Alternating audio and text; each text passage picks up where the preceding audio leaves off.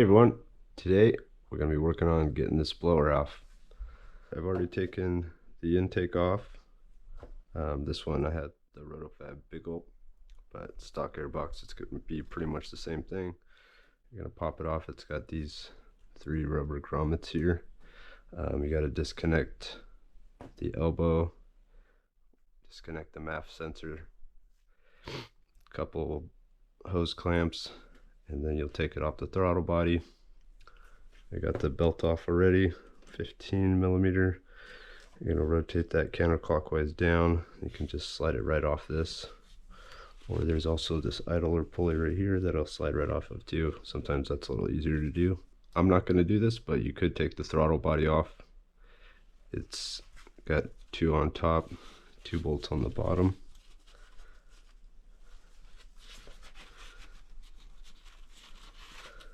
I'm not going to disconnect this because the porting has been widened on the snout to match this 103mm throttle body, and so I've already siliconed it and it's been sealing well, so I'd rather not break that seal and have to redo it and risk potentially having a leak right there. So I'll just pull this whole throttle body off with the supercharger. This sensor right here. Now, because I have this bigger throttle body on there, you cannot take this connector off. You have to unbolt it. If you can see down there, it's that blue bolt. This, I believe, is the inlet pressure entering the supercharger, and then you have the outlet pressure on the back side right there. This one. Electrical connector that comes off of the back right here. We'll continue on getting the rest of this electrical disconnected from the supercharger, but next, here's the service manual pages.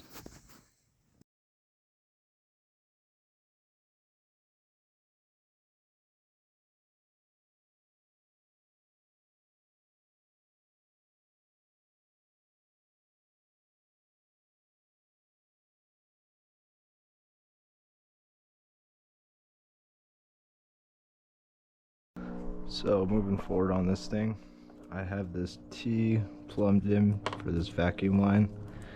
This vacuum line comes down, runs over, I believe goes up to the brake booster. This T is for the catch can right here that's been unbolted. Just gonna go ahead and pop this thing off and this whole thing can come off.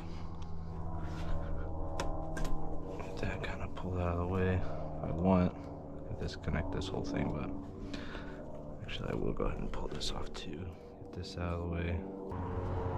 So I'm gonna unplug that. I disconnect the throttle body. There's a locking tab on the bottom that you gotta pull out, and then push it up. Then you have, I believe this is the map sensor, and I don't know if that comes off like that. This is a evap line for the fuel tank, so I'm gonna go ahead and just push this, get this disconnected out of the way. This is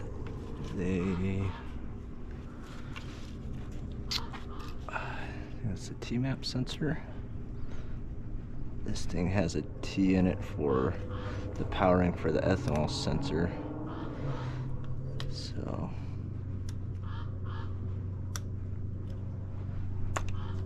plug that, pull that kind of, and pull this off.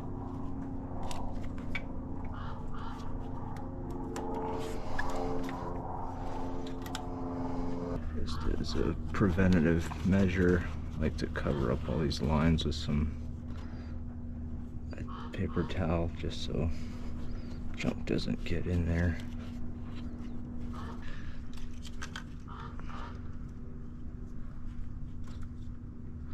Honestly, this thing looks like it's loose, so it's very possible this wasn't giving me a correct reading.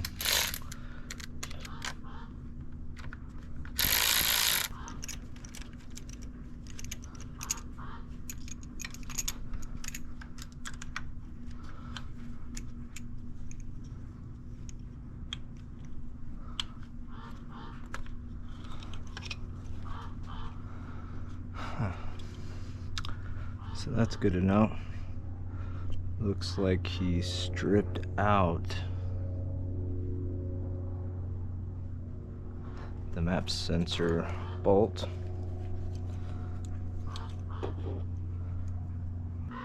So there's the threads that are supposed to be in there. Yeah, might be able to pry that insert out, which isn't the best thing, but just get one size bigger. I might be able to get one size bigger bolt in there, assuming that I can rethread it for that size bolt. So I have to figure out what this is, a 10mm, probably M8. Got all that. Pop this out of the way. So this might be pre-rotor manifold pressure, and this one back here is post-manifold air pressure. Either way, that has to be disconnected. And pull these off right here.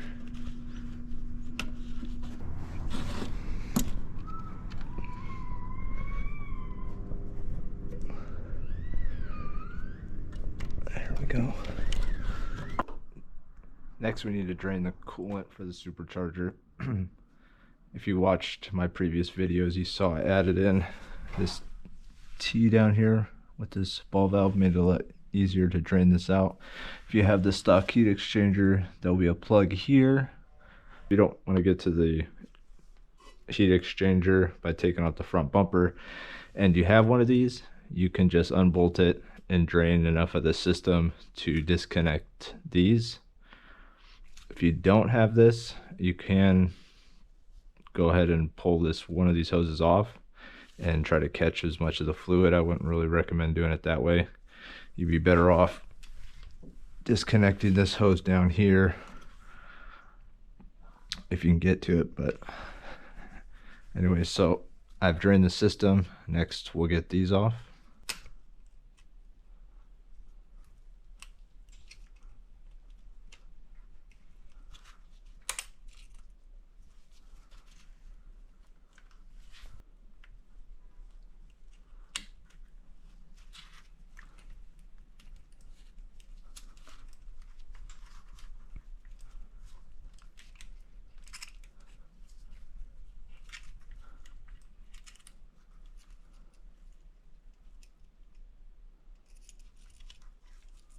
Now once you get those clips off, these fittings will literally just pull right off. This should be pretty drained.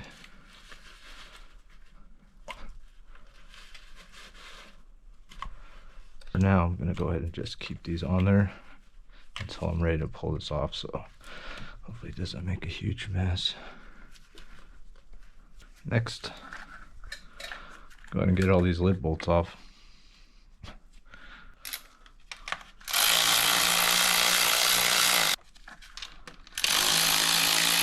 Stock car, you're not going to have this. This is the ground for the flex sensor. Solid connection.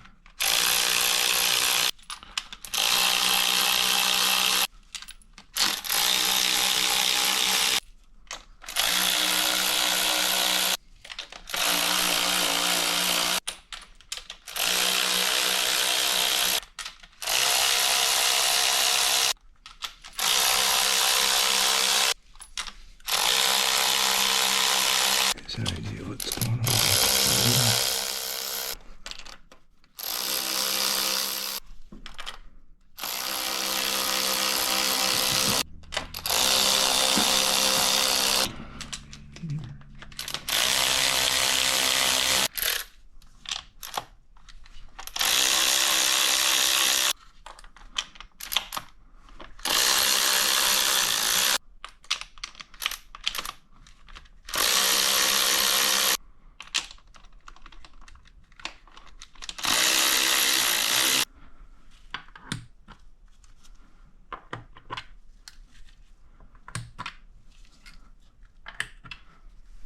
Right now, I think that's all of them.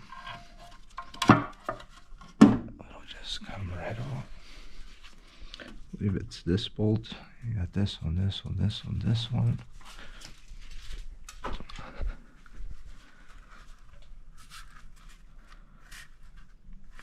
this one, this one, this one, this one, and that one. These are for the crossover tube. This will all come off with the blower, so you don't have to do those.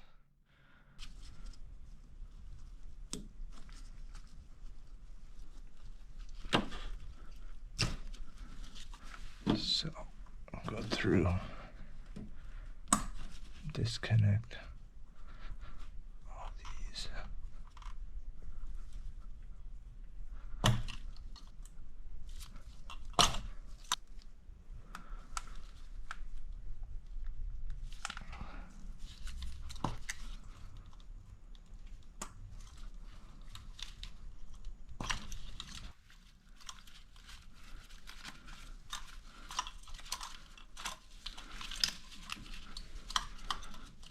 Should go ahead and pull this back like that now. Should give me enough room. Once I pull these hoses, I can crank this wire over, get out far enough to pull this whole assembly up. So we'll finish getting those bolts off.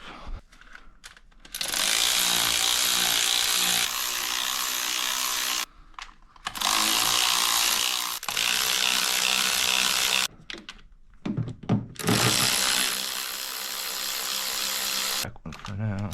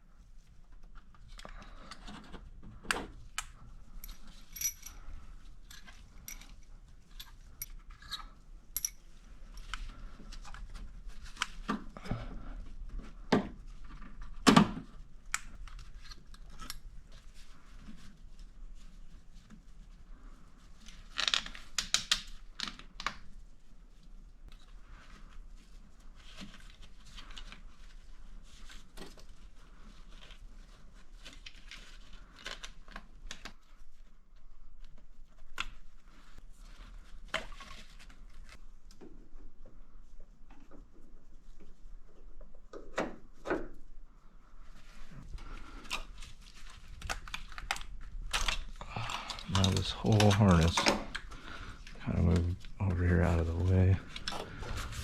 Pull that off. You can kind of maneuver it around like that. That will give you some room. Things and caps I got from the hardware store are coming in pretty handy.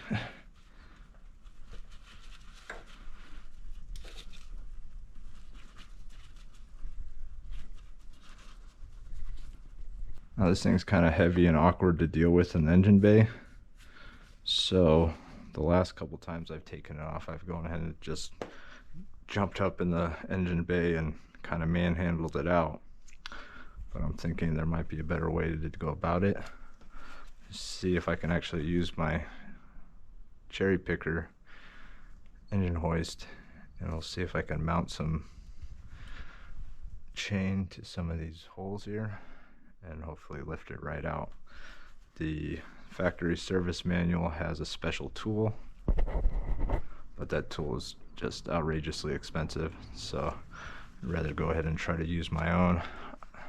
I'll have to double check it. I think that uses 4 or 6 mounting points, so I know as long as I use the same amount of mounting points they use in the service manual, I should be good to lift this without having an issue like stripping the threads on one of these lid bolts. So it's showing to use this one, this one, this one, and this one.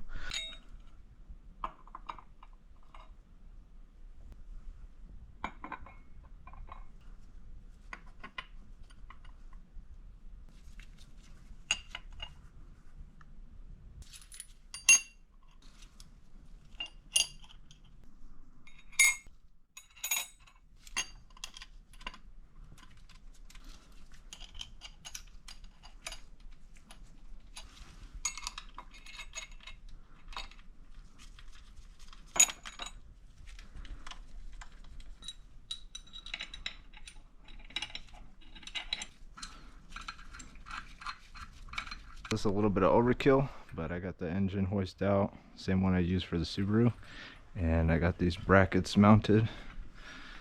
These are the same points it's showing to use in the service manual with the factory tool, so I'm hoping this should be all good. Let's see how it works. Just gonna hit the hood.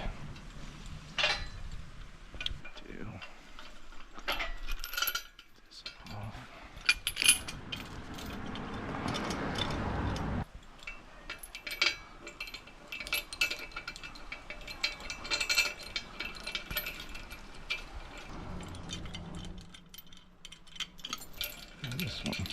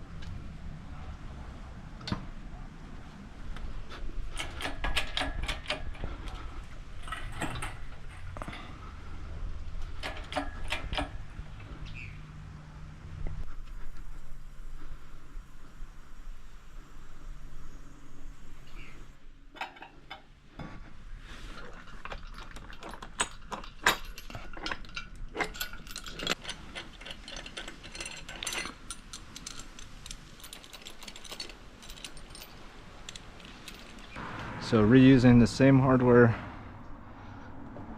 I used on the Subaru to get the motor put back in, I was able to pull that supercharger off. You can see these runners are just coated with oil. It really doesn't look very good.